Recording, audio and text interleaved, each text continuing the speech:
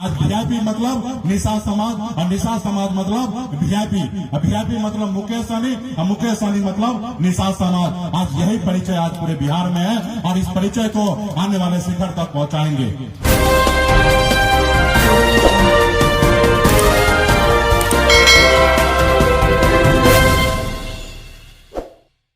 तो साथियों, हम लोगों ने देखिए क्या किया।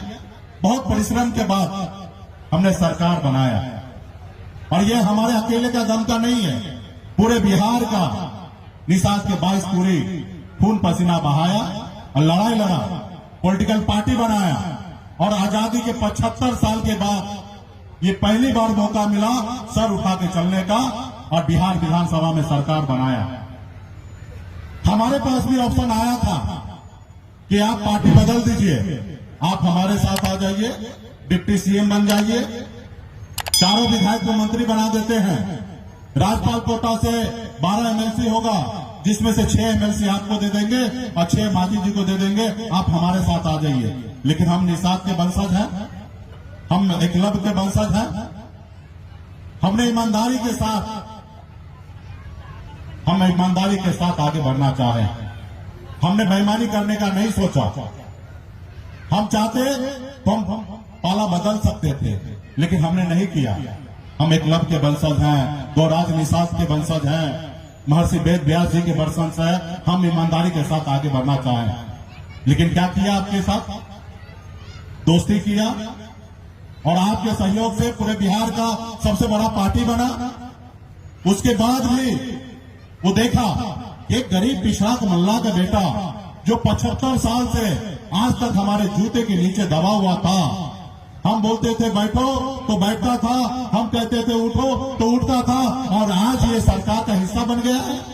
आज ये चाहता है कि पूरा बिहार में जो मछली बेचने वाले लोग हैं, रोड के किनारे में मछली बेच रहा है धूप में बारिश में, इसके लिए ये बाजार बनाना चाहता है, इसके लिए सैकड़ों करोड़ रुपया खर्चा करना चाहता है। आज मैं सोचा कि पूरे बिहार में बेरोजगारी है, 10 लाख पशु लाकर उसको दिया जाए गरीब लोगों को, युवा को, ताकि उसको रोजगार मिल सके, उसके घर में खुशियां बन सके, उसके 2 वक्त का रोटी हो सके।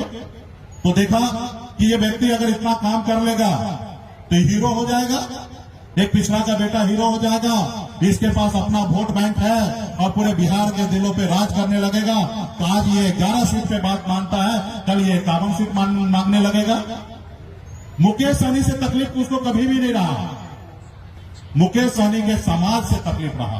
और समाज मतलब निषाद समाज, गरीब समाज, पिछड़ा समाज, दलित समाज, पिछड़ा समाज, इस समाज से उनको तकलीफ रहा। मुझे तो हमेशा ऑफर देते रहा कि एकलव्य के जैसा अंगूठा कटवा लीजिए, आप आ जाइए, अपनी पार्टी विलय कर लीजिए और आप हमारे साथ मंत्री बन जाइए। अभी फिर से उनका ऑफर आया कि आप राज्यसभा बन के केंद्र में मंत्री बन जाइए, पार्टी लेकिन विलय कर दीजिए। हमने कहा भैया ये पार्टी हमारी नहीं है, ये पूरे बिहार के निषाद अति पिछड़ा जिसको उम्मीद नहीं है, उन्होंने अपने हक अधिकार के लिए उन्होंने ये पार्टी बनाया है, और उस सपना को हम कैसे बेच सकते हैं अपने स्वार्थ के लिए? अब भला हम तो, हमारे हाथ में क्या था? हमारे पिताजी मछली मारते थे, बेचते थे, हम उससे कई गुना ज्यादा ऊपर उठ गए। हमको क्या कमी है जो अपने लिए मैं लड़ाई लड़ूं? अगर मेरे अपने लिए अगर जिंदगी जीना रहता तो शायद मुंबई के ऐशोआराम की जिंदगी छोड़कर मैं बिहार क्यों आता?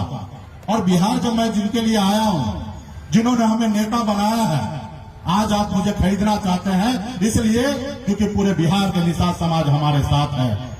और जिस रोज ये समाज हमसे दूर हो जाएगा उस रोज आप हमको भाव भी नहीं दीजिएगा।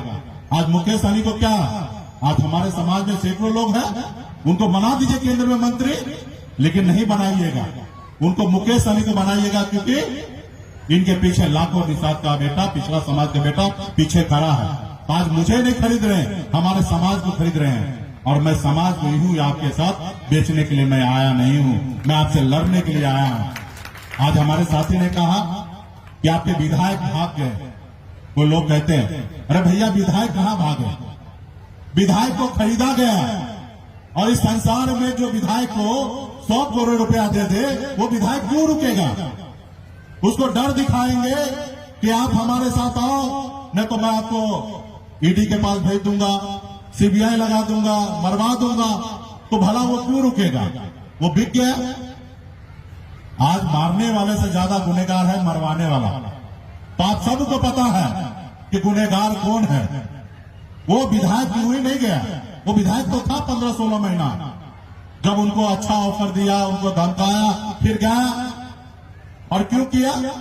क्योंकि वो देखा कि मुकेश सहनी को रोको, इस मुकेश सहनी को अभी नहीं रोकोगे तो आने वाले समय में ये रुकेगा नहीं। जिस तरीके से नीतीश कुमार आगे निकल गया, आज उनको 20 साल से उनके पीछे पीछे चलना पड़ता है। अगर मुकेश सहनी अति पिछड़ा समाज चाहता है, पिछड़ा समाज चाहता है, इनके पास अपना 15-16% वोट बैंक है और इनके साथ अगर बिहार के लोग जुड़ गए तो इनके पीछे पीछे घूमना पड़ेगा। इसलिए मुकेश सहनी को कमजोर करो, इनको पहले तो कोशिश करो कि इसको विलय कराओ, नहीं बात मानो तो इनको परेशान करो। तो वही किया और मुझे लगता है कि जितना वो कर रहे हैं उससे अधिक और करेंगे। अब मुझे उसका परवाह नहीं है। अगर मैं जिंदा रहा तो मैं अपनी लड़ाई लड़ते अपने हक अधिकार में लेके रहूंगा। मैंने तो हमेशा कहा कि अगर मेरी अधिकार अगर सुई के नोक बराबर भी है तो मैं अपने अधिकार के लिए दुनिया के हर ताकत से मैं लड़ने के लिए तैयार हूं। मैं किसी के सामने झुकने वाला नहीं हूं। मैं लड़ाई लड़ने के लिए हूं। थोड़ा मेहनत होगा लेकिन हम लड़ाई लड़ेंगे और कामयाबी हासिल होगा। आज बताइए ना, आपने 2020 में आपने इतिहास रचने का काम किया। आपके पास भले 4 विधायक था लेकिन कोई 74 विधायक से कम नहीं था। आपको पता है कि जब सरकार बना था 125 विधायक के समर्थन से सरकार बना था, उसमें 4 विधायक आपके पास था और 122 में सरकार बनता है और 125 में से 4 अगर निकाल देते हैं तो 121 हो जाता है, सरकार नहीं बनता है। और आपने पहली बार बिहार में अति पिछड़ा मल्ला का बेटा बिहार में मुख्यमंत्री बनाने का काम किया। अगर उस रोज अगर हम समर्थन नहीं देते तो आज का जो बिहार का मुख्यमंत्री श्री नीतीश कुमार जी है तो शायद उस रोज वो शपथ नहीं लेते और आज बिहार का मुख्यमंत्री नहीं होते। आज पहली बार एक निषाद का बेटा ने मुख्यमंत्री बनाने का काम किया। ये सरकार तो हमारी थी, आज उनके पास ताकत है। हमारे बनाए हुए घर से हमें बाहर कर दिया, हमारे विधायक को खरीद लिया, लेकिन मेरे हौसला को नहीं खरीद सकता, हमारे लोगों के जज्बा को नहीं खरीद सकता। आज मजबूती से लड़ाई लड़ने के लिए तैयार है। तो इसलिए साथियों, आपकी जिंदगी में बहुत सारे कठिनाई आएंगे, उसको झेलते रहना है और अपने मंजिल की ओर भागना है। और हर समय में आपके साथ अग्नि परीक्षा लिया जाएगा। इसके लिए संगठित होइए। पार्टी के प्रति जिस तरीके से पहले से आप हमेशा साथ रहे, उसी तरीके से आप साथ रहे। आने वाले समय में जिसमें दम होगा वो बिहार के पे राज करेगा। आपके बिहार में आप देखिए 3 युवा आपको नजर आएंगे। एक लालू प्रसाद जी के सुपुत्र श्री तेजस्वी प्रसाद यादव जी, दूसरा स्वर्गीय श्री रामविलास पासवान जी के सुपुत्र चिराग पासवान जी, और तीसरा आपका सनत मल्ला। और दोनों का विरासत में उसको राजनीति मिला है। पिताजी ने उनको बना बनाया साम्राज्य दिया है। और आप सबको पता है 2014 से पैर रखा और 2020 6 साल में मैंने इतना बड़ा लकीर खींच दिया अपने दम पर आप लोगों के सहयोग से कि इसके लकीर के सामने बड़े बड़े लोगों को अपनी हस्ती को ताकत उससे छोटा नजर आ जाता है। और आने वाले समय में लड़ाई होगा। जो दिलों पे, जनता के दिलों पे काम करेगा, उनके हक अधिकार की बात करेगा, वो बिहार में काम करेंगे। और मैं तो देखिए, जब भी जो समाज में लीडर जन्म लिया है उस समाज का भला हुआ है। हमारे आदरणीय श्री लालू प्रसाद यादव जी, उन्होंने लीडरशिप लिया। देखिए उनका समाज कहां से कहां निकला। स्वर्गीय श्री रामविलास पासवान जी, हमारे नीतीश कुमार जी, उत्तर प्रदेश में मुलायम सिंह यादव जी, उत्तर प्रदेश में बहन मायावती जी, इन लोगों ने जब जब इनका शासन आया, सत्ता आया, सरकार आया, उन्होंने काम करने का काम किया और समाज में आगे से आगे निकला। तो आज आपको भी अपने विचारधारा को जिंदा रखना है। आज मैं क्या चाह रहा था? मैं चाह रहा था मछुआरा मछली बेचने के लिए उनके लिए शेड हो, उनके लिए दुकान हो, मार्केट हो। क्या मैं जो सोच रहा था गलत सोच रहा था? ये हक अधिकार है कि नहीं है? आज 2.25 लाख करोड़ रुपया बिहार में बजट बनता है इसमें क्या बिहार के 14% निषाद का ताकत नहीं है, उनका अधिकार नहीं है? आज उनका भी अधिकार है। अगर 2.25 लाख करोड़ का अगर बजट बनता है, अगर हम 14% है तो आज 35,000 करोड़ रुपया खर्चा करने का अधिकार वीआईपी पार्टी में भी होना चाहिए। और मैं वही कर रहा था, मैं नए तालाब का निर्माण करा रहा था, हम मछली बेचने के लिए, मछुआरा के लिए 4 चक्का का व्यवस्था कर रहा था।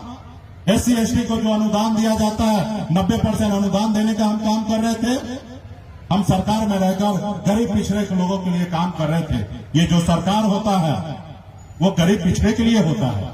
अमीर लोगों से तो टैक्स लिया जाता है, अमीर लोगों के लिए सरकार नहीं है।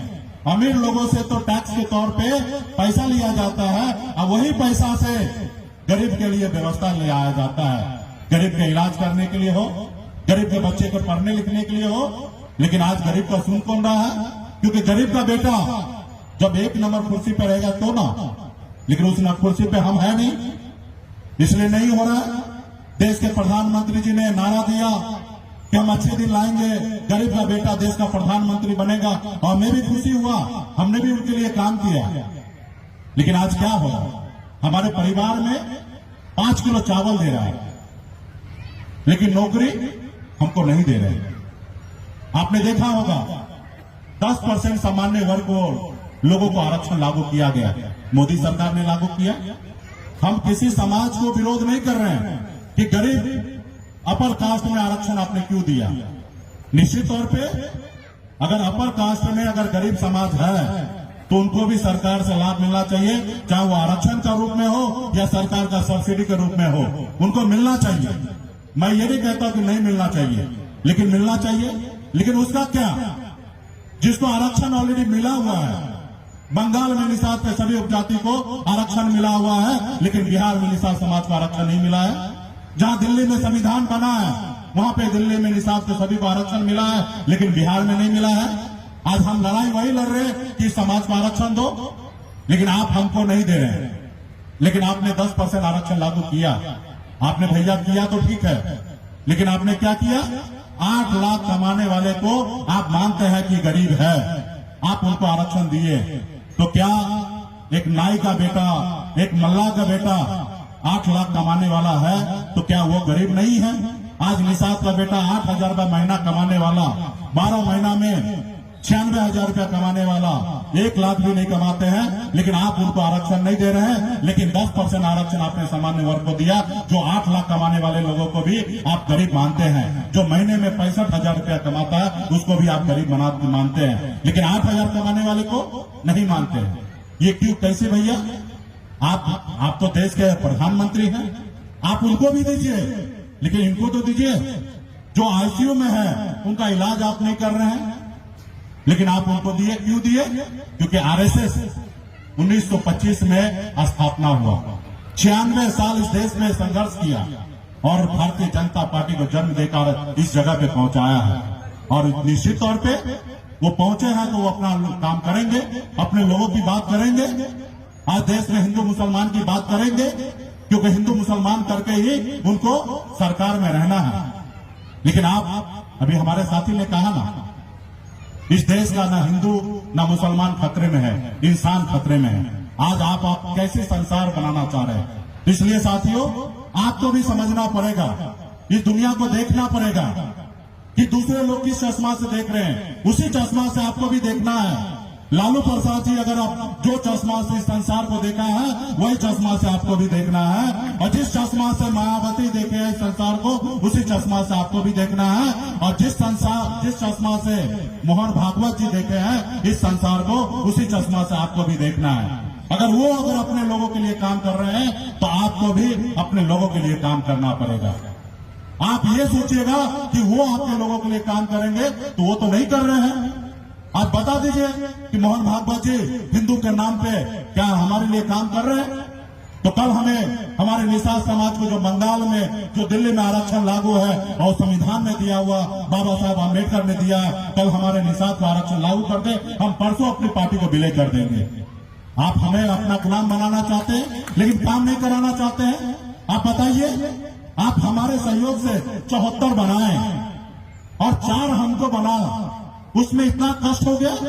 एक पिछड़ा गरीब मल्ला के बेटा को 4 विधायक कैसे हो गया, वो आज सरकार का हिस्सा कैसे हो गया। जब हमारे एनडीए का जब बैठक होता था तो जब सामने सारे विधायक बैठते थे, मंत्री बैठते थे, लेकिन स्टेज पे 4 गो कुर्सी लगता था और 4 गो कुर्सी में एक मांझी जी बैठते थे, एक नीतीश कुमार जी बैठते थे और एक भारतीय जनता पार्टी की तरफ से बैठाया जाता था और चौथा आपका सनत मल्ला बैठता था। आज उनको इतना तकलीफ होने लगा कि हमारे पंक्ति में बैठने लगा। अरे भैया, ये पंक्ति पे बैठना हमारा अधिकार है। इस लोकतंत्र में जिसके पास ज्यादा वोट है वही इस देश का राजा बनेगा। ये अंबेडकर साहब ने हमें देके गया। जिसके पास ज्यादा वोट है वही प्रतिनिधि बनेगा। आज वोट हमारे पास है और हमको लोगों को गुमराह करके और राजा तुम बन के बैठे हो, तो हम तुम्हारी तो औकात दिखा दिए बोचा में। आपने दिखाया और हमने भी दिखाया और हम लड़ गए। आप पूरे एनडीए मिलकर 45,000 वोट लाए और हम अकेले लड़े तो 30,000 हमने वोट लाया, 18% हमने वोट लाया। जो सीट हम 2020 में 12,000 वोट से जीते थे, वही सीट को 37,000 वोट से आपको हारना पड़ा। और सनत मल्ला जब भी जहां पे भी खड़ा हो जाएगा, हम जीते या ना जीते, आपको तो हारना पड़ेगा और बिहार का कुर्सी छोड़ना पड़ेगा। और आपको जीतना है तो उसी तरीके से पैरेलल निषाद समाज के लिए भी कुर्सी देना पड़ेगा, वरना अगर हमको कुर्सी नहीं देंगे तो आपको भी कुर्सी पे बैठने का हक और अधिकार हम नहीं देंगे आने वाले समय में। ये ताकत हमारे पास है। और शक्ति कितना लगा दिए।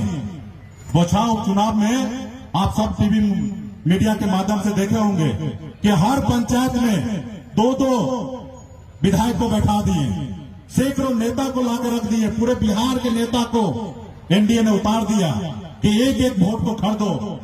लेकिन निषाद बिकने वाला नहीं है।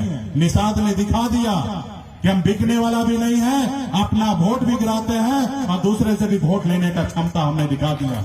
क्योंकि वहां पे तो हमारे पास 22,000 वोट का पोलिंग कैपेसिटी है, लेकिन 30,000 वोट आया तो ये मान के चलिए कि 8,000 वोट हमने दूसरे समुदाय से भी लेने का काम किया। उस क्षेत्र में आप उस समय देखते तो जितना उस गांव में कुत्ता नजर नहीं आता, उससे ज्यादा भारतीय जनता पार्टी का नेता नजर आता। उस समय में इस तरीके से हालात हो गया था, लेकिन उनको मुंह की खानी पड़ी। इसलिए साथियों, इस मंच पे तो बहुत सारा बात नहीं बोलना था, लेकिन नहीं बोल के बहुत सारे लोग बोले हैं। और क्यों ना बोला जाए, क्योंकि ये गुरु पूर्णिमा के दिन में एक ज्ञान की बात हो। और ये आज भी ज्ञान की बात हो रहा है कि लोग आपके साथ कैसे छल किया, आपके क्लब के साथ कैसे छल किया। आपके क्लब को शिक्षा भी नहीं दी, लेकिन हमारे क्लब ने उनको गुरु माना, उनके मूर्ति को रख के पूजा किए। लेकिन वो गुरु कितना चालाक निकले कि शिक्षा भी नहीं दिए, लेकिन दक्षिणा में उनको अंगूठा ले लिए कि ताकि ये आज से अपाहिज हो जाए। तो आज भी वही छल चल रहा है कि आपसे सब कुछ लेगा, शिक्षा नहीं देगा और आपका जरूरी पड़े तो आपको गर्दन काटने के लिए वो तैयार होगा। इसलिए साथियों, हमें वो क्लब नहीं बनना है कि अंगूठा देने वाला। आज हमें वो क्लब बनना है कि सीने में खंजर भोंकने वाला क्लब बनना है। इसलिए साथियों, जो आपके साथ जैसा पेश आए उनके साथ वैसे रहिए। आप निश्चित तौर पे समाज में, राज्य में भाईचारा बनाइए। हर जाति धर्म के साथ आप मिलिए, उनसे दोस्ती कीजिए, उनके साथ अच्छा बर्ताव कीजिए। आज उनके लिए आप काम कीजिए, उम्मीद कीजिए कि कल वो आपके साथ काम करे। लेकिन ऐसे लोगों के साथ नहीं रहिए जो आपके साथ छल करता हो, जो कपट करता हो, जो आपको बेवकूफ बनाता हो, जो आपको गुमराह करता हो, आपके आने वाले नस्ल को खत्म करने के लिए सोचता हो। आज मैं सरकार में रहता तो अपने लोगों के लिए अपने राज्य में काम करता। आज मैं बिहार में नए तालाब का निर्माण कराने का सोच रहा था। आज हमारे तालाब पे गैर मछुआरा हावी है, दूसरे लोग अतिक्रमण करके रखा है, उसको मुक्त कराना चाह रहा था। तो आज मैं क्या गलत कर रहा था? कल हमारे लोग 14 से पहले जिला में 1-2 आदमी भी दरोगा, डीएसपी और एसपी से बात करने का लायक नहीं था। आज पूरे बिहार में निषाद वीआईपी पार्टी के पास वो ताकत हो गया कि हर जिले में 25-50 युवा साथी कार्यकर्ता है जो डायरेक्ट एसपी और डीएम से जाके बात करेगा कि सर ये काम है और इसको आपको करना है। यही है लोकतंत्र में। हमने क्या उनको आवाज दिया, क्या गुनाह किया? ये आवाज तो श्री लालू प्रसाद यादव भी दिए, ये बहन मायावती भी दिए, ये हमारे मुलायम सिंह जी भी दिए, हमारे स्वर्गीय रामविलास पासवान ने ये भी दिया अपने अपने लोगों को आवाज। क्या मैं जो दे रहा हूं तो मैं क्या गुनाह कर रहा हूं? लोग कह रहे हैं कि मुकेश सहनी जातिवाद नेता है, एक जात की बात करता है। अरे भैया, आप जिसको जात समझ रहे हो वो मेरे लिए जात नहीं है, मेरा अपना परिवार है। और मेरा कर्तव्य बनता है कि सबसे पहले अपने परिवार के बारे में बात करूं, अपने लोगों के बारे में बात करूं। जात तो आप हमारे लिए हैं। आप अपने शादी में हमें बुलाएंगे तो हम आपके साथ अपने शादी में आपको बुलाएंगे। अगर आप नहीं बुलाएंगे तो हम भी आपको नहीं बुलाएंगे। लेकिन हम अपने परिवार को कैसे भूल सकते हैं? हमारे शादी में अगर हमारा परिवार नहीं रहेगा तो फिर क्या मतलब है शादी का? इसलिए साथियों, आने वाले समय में पॉलिटिकल मंच होगा, सभा होगा और किया जाएगा। बड़ी तैयारी हम लोग कर रहे हैं। अभी निषाद गुरुकुल हम लोग बनाने के लिए जा रहे हैं, जो पूरे बिहार से 7 दिन के लिए युवा को वहां पे ट्रेनिंग दिया जाएगा, कैसे आपको राजनीति करना है।